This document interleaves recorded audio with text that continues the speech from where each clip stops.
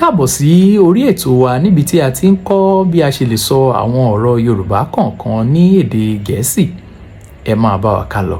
Gẹ́gẹ́ bí ọmọ Yorùbá, báwo ni a ṣe ń sọ òṣùpá tí ò tí ì yọ tán ní èdè Gẹ̀ẹ́sì? Àwọn òyìnbó aláwọ̀ funfun a máa pe òṣùpá tí ò tí ì yọ tán ní crescent. Òun ni ẹ̀ ń wò ní òkè yìí. Bí a ṣe ń kọ́ nìyẹn. Báwo ni a ṣe lè ṣàpèjúwe olóore ní èdè Gẹ̀ẹ́sì? Àwọn òyìnbó aláwọ̀ funfun a máa pe olóore ní benefactor. Tí ẹ bá fẹ́ lò nínú ọ̀rọ̀, ẹ lè sọ pé God is my benefactor. Bí a ṣe ń kọ́ ni ẹ̀ ń wò ní òkè yìí. Ọ̀rọ̀ orúkọ sì ni pẹ̀lú.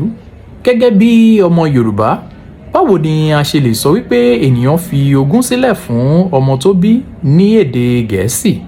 Tí àwọn òyìnbó aláwọ̀ funfun bá fẹ́ sọ wípé ènìyàn fi ogún sílẹ̀ fún ọmọ tó bí, wọ́n á máa wípé bequeath, bequeath, bequeath. Bí a ṣe ń kọ́ ni ẹ̀ ń wò lókè yìí. Tí ẹ bá fẹ́ lò nínú ọ̀rọ̀, ẹ lè sọ wípé the expensive car was bequeathed to him by his father. Gẹ́gẹ́ bí ọmọ Yorùbá, báwo ni a ṣe lè ṣe àpèjúwe pàṣán ní èdè Gẹ̀ẹ́sì? Àwọn òyìnbó aláwọ̀ funfun a máa pe pàṣán ní birch, birch. Bí a ṣe ń kọ́ ni ẹ̀ ń wò ní òkè yìí. Gẹ́gẹ́ bí ọmọ Yorùbá, báwo ni a ṣe lè ṣàpèjúwe ariwo, ariwo líle ní èdè Gẹ̀ẹ́sì? Àwọn òyìnbó aláwọ̀ funfun a máa ṣàpèjúwe ariwo líle ní ọ̀nà yìí. Boisterous, boisterous.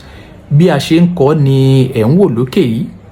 Tí ẹ bá fẹ́ lò nínú ọ̀rọ̀, ẹ lè sọ wípé a boisterous crowd, a boisterous crowd.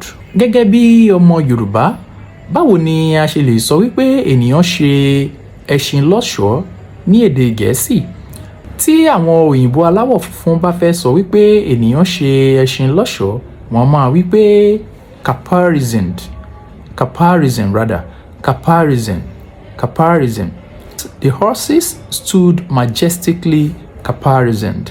Gẹ́gẹ́ bí ọmọ Yorùbá, báwo ni a ṣe lè sọ wípé ènìyàn ronú tàbí ó ṣe àṣàrò ní èdè Gẹ̀ẹ́sì?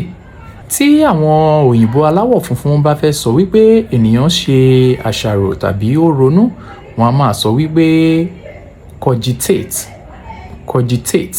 Tí ẹ bá fẹ́ lò nínú ọ̀rọ̀, ẹ lè sọ wípé he was busy cogitating on what to do, or he was busy cogitating on the next step to take. Níbí ni a máa fi àdàgbà ẹ̀kọ́ ráńpẹ́ rọ̀ sí. Ire o.